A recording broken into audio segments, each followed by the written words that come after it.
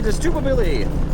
We are beginning our first day of homeschooling my 8-year-old. Or I guess my wife is beginning our first day. So last week, on Thursday, we got a text from the school. My wife and I were together, and we both got the text at the same time, and both of us had the same thought. There's the school. This is it.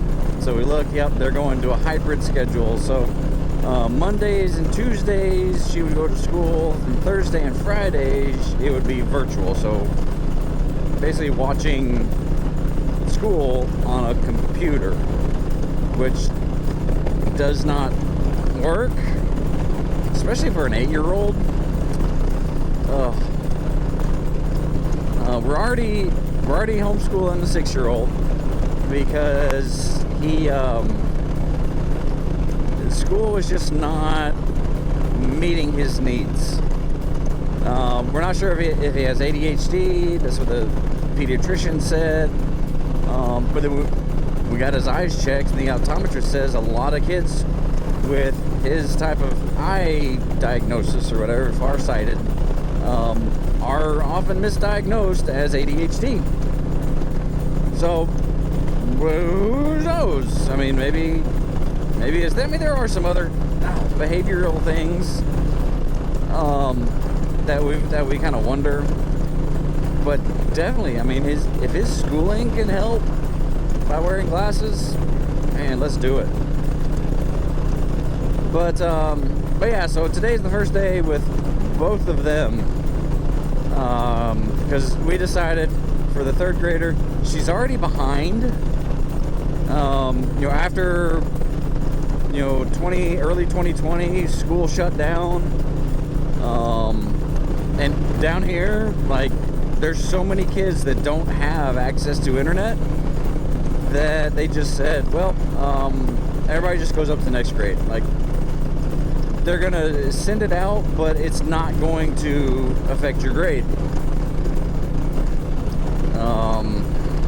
And all the kids at homes with crummy parents, or with parents who were forced to work,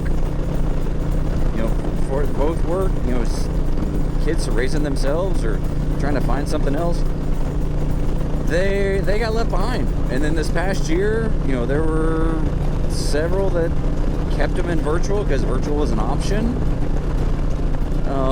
But they were forced to wear masks last school year, and especially for like a 6-year-old who already has trouble paying attention as it is, it did not work well. And so my 8-year-old is far behind. Not far behind. She's in 3rd grade, but she tested for a 2nd grade reading level, which makes sense because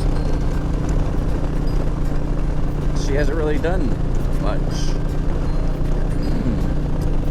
But anyway, so we're gonna take this year, homeschool her, so she can have some stability and try to catch her up. And and my father and others have said, well, this is just going to be temporary. As soon as this wave's pass, as soon as this COVID wave passes, then they'll go back to school. It's like, okay, yeah, but what happens with the next wave? Because we know it's going to spike again. So they're going to go hybrid, then they're going to go back to school, then they're going to go hybrid, then they're going to go back to school. There's no stability. And so we just decided we're going to have that stability. We're going to control what she does in school and what she learns. So we're homeschooling 2 kids now. Little 4-year-old, she's still going to pre-K because, let's face it, what do they really do in pre-K? I mean, they learn to recognize letters, which she already can. My 4-year-old can count. She can count to 20 at least, because she has 20 pieces of money, 20 coins that she loves to count. Oh yeah, but excuse me. But yeah, it's just, I'm wondering what this spells for this generation. You know, these kids that are in school, especially the younger kids. What's that going to mean for them long term, career wise? Because I remember years ago I heard from a prison planner that basically he can predict the population of the prison population so many years in advance. And the way he does that is look at the third grade reading abilities, third grade reading level, and the percentage that are on a third grade reading level or below a third grade reading level in third grade, that is the percentage that will be in prison, roughly. So education's important, and we're just brushing it aside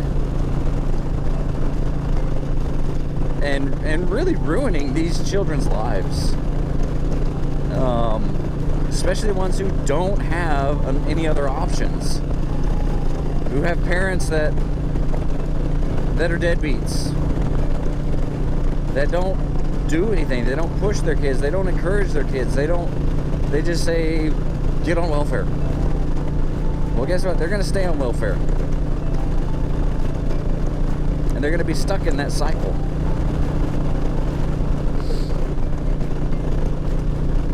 But, you know, thankfully, we are in a position where we can do that. Yeah, it sucks, because kids are going to be home all the time with my wife.